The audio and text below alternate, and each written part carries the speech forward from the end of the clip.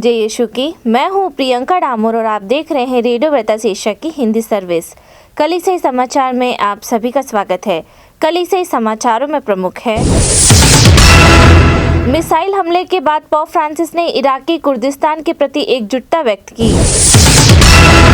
मणिपुर में ताजा हिंसा भड़काने से 2 की मौत हो गई। UISG द्वारा धार्मिक जीवन के लिए संचार की पहली बैठक का आयोजन। विवादास्पद बिशप के इस्तीफे से मैसूर के पुरोहित के समर्थकों में खुशी। चर्च कोचिंग सेंटरों में 16 वर्ष से कम उम्र के छात्रों पर प्रतिबंध का समर्थन किया। के प्रसिद्ध मनोवैज्ञानिक को पर्सन ऑफ ईयर के खिताब से सम्मानित किया गया। कैथलिक धर्म बहन को शिकायतों का निवारण करने के लिए प्रशिक्षित किया गया। कैथलिकों ने संवैधानिक मूल्यों की शिक्षा देने के निर्णय की सराहना की। अब जानते हैं समाचार विस्तार से। मिसाइल हमले के बाद पोप फ्रांसिस ने इराकी कुर्दिस्तान के प्रति एकजुटता व्यक्त की। पोप फ्रांसिस ने इराकी कुर्दिस्तान के स्वायत्त क्षेत्र की राजधानी एरबिल के शहरी इलाके में हाल ही में हुए मिसाइल हमले के पीड़ितों के प्रति सहानुभूति और एकजुटता व्यक्त की। अपने साप्ताहिक आम दर्शन में पोप फ्रांसिस ने रेखांकित किया कि पड़ोसियों के बीच अच्छे संबंध हिंसा से नहीं बल्कि बातचीत और सहयोग से बनते हैं। उन्होंने कहा, मैं सभी से ऐसे किसी भी कदम से बचने के लिए कहता हूं जो मध्य पूर्व में तनाव और युद्ध के अन्य परिदृश्यों को बढ़ावा देते हैं। पोप फ्रांसिस ने एक बार फिर दुनिया भर में युद्ध के पीड़ितों के लिए प्रार्थना की अपील की। युद्ध सदैव विनाश करता है, युद्ध प्रेम नहीं बोता, यह नफरत बोता है। युद्ध एक सच्ची मानवीय हार है। UISG द्वारा धार्मिक जीवन के लिए संचार की पहली बैठक का आयोजन। दुनिया भर से 600 से अधिक संचार धर्म बहनें धार्मिक जीवन के लिए संचार की पहली अंतर्राष्ट्रीय बैठक में भाग लिया, जिसका उद्देश्य धर्म बहनों को डिजिटल संचार में पेशेवर कौशल सिखाना था।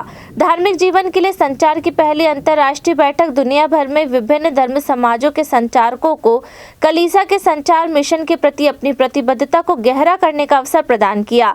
धार्मिक जीवन के लिए संचार की पहली अंतर्राष्ट्रीय बैठक 27 नवंबर से 4 दिसंबर तक ऑनलाइन हुई। 4 दिसंबर को यह कार्यक्रम ऑनलाइन और व्यक्तिगत दोनों तरह से रोम में international union of superior general के मुख्यालय में हुआ।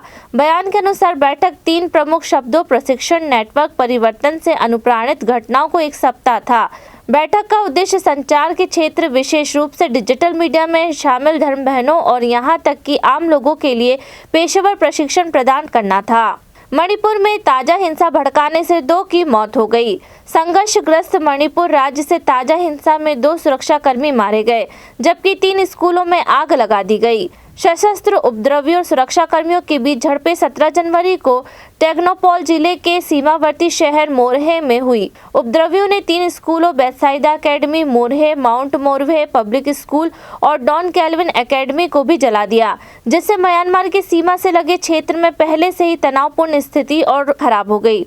चर्च के एक अधिकारी ने नाम न छापने की शर्त पर कहा, अशांत शहर में काम कर रही मिशनरी ऑफ चैरिटी की बहनों ने इमारत पर गोली लगने के बाद अपना कॉन्वेंट खाली कर दिया। उन्होंने कहा कि सौभाग्य से कोई हताहत या घायल नहीं हुआ, क्योंकि इलाके में काम करने वाले पुरोहित, धर्म बहनें और अन्य कर्मचारी बढ़ती हुई हिंसा के कारण सुरक्षित स्थानों पर चले गए थे। विवादास्पद बिशप के इस्तीफे से मैसूर के पुरोहितों के समर्थकों में खुशी। वेटिकन द्वारा मैसूर बिशप का इस्तीफा स्वीकार करने से दक्षिण भारतीय धर्म प्रांत में प्रीलेट के कथित पीड़ितों के लिए न्याय की मांग करने वालों को काफी राहत मिली है। 13 जनवरी को भारतीय कैथलिक बिशप सम्मेलन के एक प्रेस बयान में कहा गया कि पोप फ्रांसिस ने धर्म प्रांत में संकटपूर्ण स्थिति देखते हुए बिशप कनिनदास एंटनी विलियम का इस्तीफा स्वीकार कर लिया है। हालांकि बयान में एपोस्टोलिक नुंशियो के हवाले से यह स्पष्ट किया गया कि बिशप विलियम पर लगाया गया कोई अनुशासनात्मक उपाय नहीं है, बल्कि धर्म प्रांत को एक नया बिशप प्रदान करने का कदम है। चर्च कोचिंग सेंटरों में 16 वर्ष से कम उम्र के छात्रों पर प्रतिबंध का समर्थन किया। चर्च के नेताओं ने बड़ी संख्या में छात्र आत्महत्या के मामले को रोकने के लिए कोचिंग सेंटरों में 16 वर्ष से कम उम्र के छात्रों के प्रवेश पर प्रतिबंध लगाने वाले भारतीय संघीय सरकार के आदेश का स्वागत किया है। Catholic bishop conference of India के शिक्षा आयोग कार्यालय के सचिव फादर मरिया चार्ल्स ने बताया, यह समय की मांग है क्योंकि देश में निजी संचालित कोचिंग सेंटरों को नियंत्रित करने के लिए कोई उचित दिशा निर्देश नहीं रही हैं। फादर चार्ल्स ने कहा कि कोचिंग सेंटर व्यावसायिक संस्थानों की तरह चलाए जाते हैं और ये छात्र के समग्र विकास को प्रभावित करते हैं। यह आदेश पिछले सप्ताह उत्तरी राजस्थान के कोचिंग सेंटर केंद्र कोटा में 29 छात्र द्वारा अपनी जीवन लीला समाप्त करने के बाद जारी किया गया था। मैंगलोर के प्रसिद्ध मनोवैज्ञानिक को पर्सन ऑफ ईयर के खिताब से सम्मानित किया गया। लगभग 3 दशकों की सेवा के साथ एकलत परामर्शदाता सुमन पिंटो को लिंक एसोसिएशन द्वारा पर्सन ऑफ द ईयर 2023 से सम्मानित किया गया।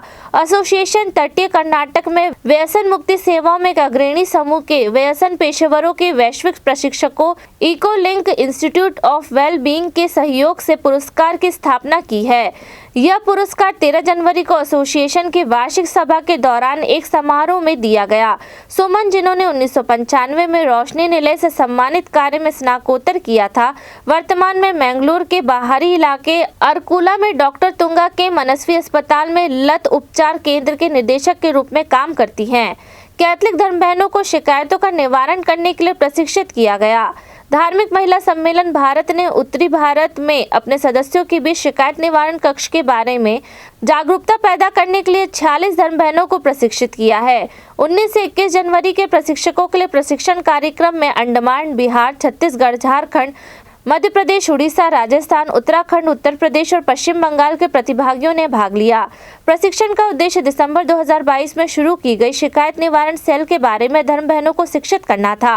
प्रतिभागियों ने देखा कि सेल के बारे में जानकारी देश के अधिकांश धर्म बहनों का नहीं पहुंचती है। उन्होंने कहा कि कानूनी प्रक्रिया और सुरक्षा उपायों की जानकारी की कमी के कारण अनावश्यक परेशानियां पैदा हुई है। कार्यक्रम में पोप फ्रांसिस दस्तावेज मोटू प्रोपियो, भारतीय विश्वों के बाल संरक्षण नीति और कार्यस्थल पर महिला का यौन उत्पीड़न रोकथाम, निषेध और निवारण अधिनियम 2013 पर भी चर्चा की गई। कैथलिकों ने संवैधानिक मूल्यों की शिक्षा देने के निर्णय की सराहना की। कैथलिकों ने देश में धर्मनिरपेक्षता के भाग्य पर चिंताओं के बीच स्कूली पाठ्यक्रम में संविधान के प्रस्ताव को शामिल करने के प्रांतीय कम्युनिस्ट सरकार के फैसले की सराहना की है। केरल राज्य के शिक्षा मंत्री वी शिवनकुट्टी ने 16 जनवरी को कहा कि जून में शुरू होने वाले अगले शैक्षणिक सत्र से कक्षा 1 से 10 तक राज्य पाठ्यक्रम में पढ़ने वाले छात्रों को संवैधानिक प्रस्ताव पढ़ने का निर्णय लिया गया है।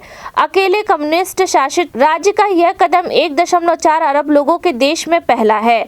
अधिकारियों ने कहा कि प्रस्ताव को सभी संशोधित पाठ्य पुस्तकों में शामिल किया जाएगा और शिक्षकों के प्रशिक्षण कार्यक्रम में भी जगह मिलेगी। इसी के साथ कलीसियाई समाचार समाप्त हुए। अगली बार फिर मुलाकात होगी नई खबरों के साथ। नमस्कार। रेडियो वेरितास एशिया आपके लिए लेकर आए हैं RVA mobile app. RVA mobile app पर हमारे विभिन्न प्रकार के कार्यक्रमों का लाभ लें, हमसे जुड़े और एशियाई ईसाईयत की आवाज का हिस्सा बने। आज ही ऐप स्टोर एवं प्ले स्टोर से RVA मोबाइल ऐप डाउनलोड करें।